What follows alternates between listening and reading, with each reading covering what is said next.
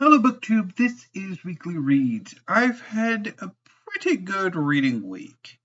I started the reading week reading SPQR by Mary Beard. This is a history of Rome that is somewhat idiosyncratic. Mary Beard starts with the Catalan conspiracy and Cicero's denunciation of it. And then she goes back to the foundations of Rome. And then she tries to parse out what the archaeology can actually show about early Rome and what the mythology says, not necessarily hints of like the possibility that the myths could be true, which they're not, but what the myth says about the Romans and how the Romans saw themselves. And then it works its way back up to Cicero, to the fall of the Republic, and then on to the Principate, the monarchy led by the emperors, and ends with Caracalla's granting of Roman citizenship to the free population of the Roman Empire who hadn't yet received citizenship.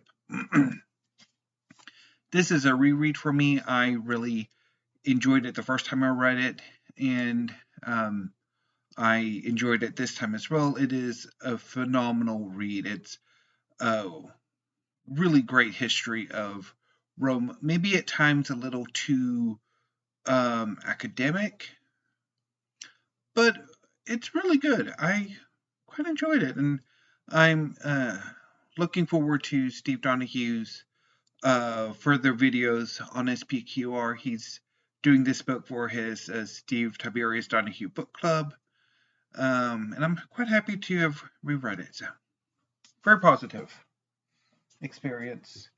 I'm currently reading Eleanor of Aquitaine by Alison Weir.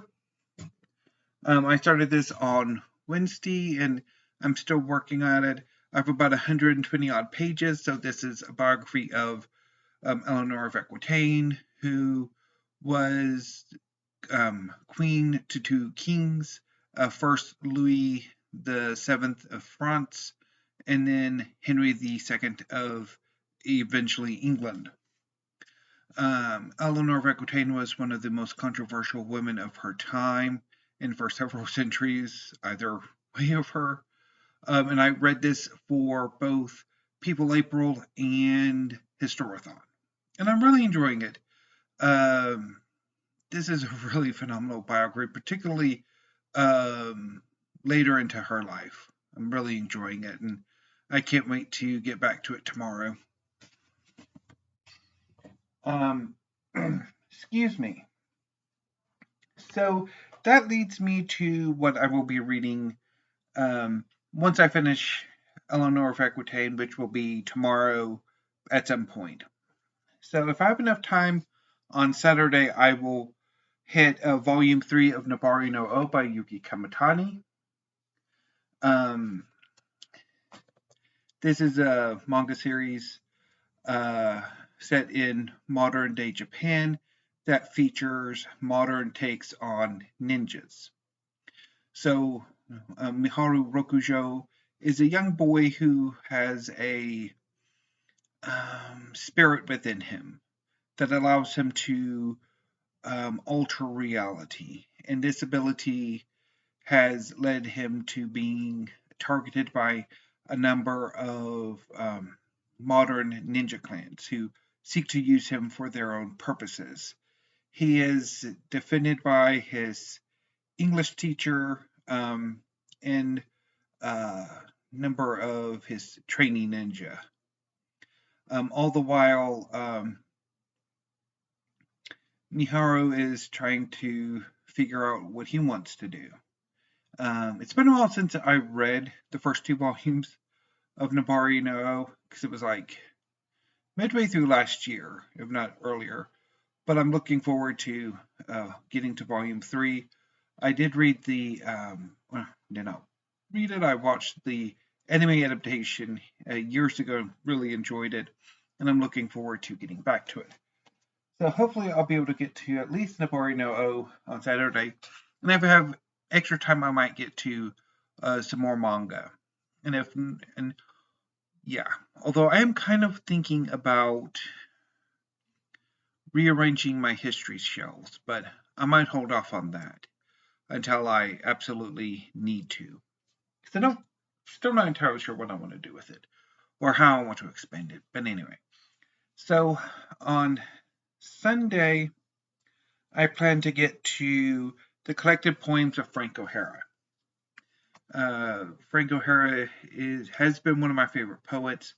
I read this collection ages ago and really enjoyed it. And I've wanted to come at it again reread it since then.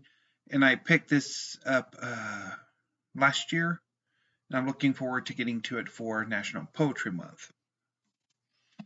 So I'll try to get as much of it as I can on Sunday, and then if I need to carry over into Monday, I will, because I don't know exactly how busy I'll be on Sunday. And then after the collected poems of Frank O'Hara, I will be shifting to Everything is Illuminated by Jonathan Safran Foer. This book is part of my 10 Contemporary Classics I Must Spell Redeem.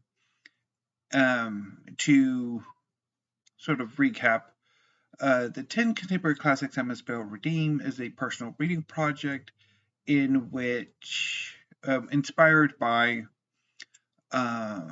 a trio of videos put out late last year by Kieran of Katie Books. He released 3 videos that featured 10 classics each that he thought his viewers should read. The trio of videos cover different time periods, the last of which covers books published since January 1st of 2000. A number of other booktubers made similar videos, myself included, and one of them was Steve Donahue, who in his Contemporary Classics video listed 4 books that I have had some encounters with. One of which I did read and really enjoyed. The other 3 I have bailed on, which was a kernel for my own contribution to the final video of this trio, which is 10 Contemporary Classics I Must Spell Redeem. So I took those 3 books, novels, as well as 7 others that I have bailed on that I think might be contemporary classics, and I'll be working my way through them. So far, 3 books in, they are all bail redemption rejections. I bail rather frequently, but a bail is never quite the final word. It usually takes a few bails for that to happen. And when I come back to a book after a bail, I call it a bail redemption. And if it's successful, then it's a bail redemption achieved. And if it's another bail, it's a bail redemption rejection. So far, it's 3 bail redemption rejections, which makes me worried for the rest of the project and whether I should even continue. I do have 4 of the remaining books, so 3 of them I have yet to collect. So I'm going to try to get to 2 of them this month. Everything is Illuminated, and then maybe The Blind Assassin, which I'll talk about later if I get to it. So Everything is Illuminated is about a young man who goes to Eastern Europe to research his family history. I don't quite know much more than that. I did not get too far into the book when I bailed on it way back in 2006. So this is a long time coming for a Bell redemption. And I'll see how it turns out. And I will, of course, report back next week. And if it is a Bell redemption rejection, I do have the another book I'm reading for Historathon and People April. Genghis Khan and the Making of the Modern World by Jack Weatherford. This is a biography of Genghis Khan. So I forgot to mention what exactly People April and Historathon are. So Historathon is a year-long reading project in which participants read historical nonfiction over the course of the year. And it is broken down into quarters that relate to different time periods. Currently, the period is 500 AD to 1500 AD or 500 CE to 1500 CE, however you want to, whichever appellation you want to use. And so, yeah. And then People April is a month-long reading event in which participants read biographies, autobiographies, and memoirs. So Historathon is the creation of Revenant Reads, and People April is the creation of Bookins and Books, and co-hosted by Stella Danling about the books. Anyway, wait, no, you go over here. Because I'm going to, after I finish this up, I will put the books back, and history goes with history. Classics, canonical, modern, contemporary fiction, poetry, and drama go together, and the manga goes onto the headboard bookcase. But anyway, so yeah, that's my plan for next week. As far as video making is concerned, I want to do some more discussion videos because I'm really enjoying doing those. So I hope sometime next week to do a discussion video about book prices. And I think there was another one that I'm blanking on. And of course, tag videos. There's the quarter book tag to do, and I think there's a few others I might want to do. I think that's about it. So, update on my unhaul.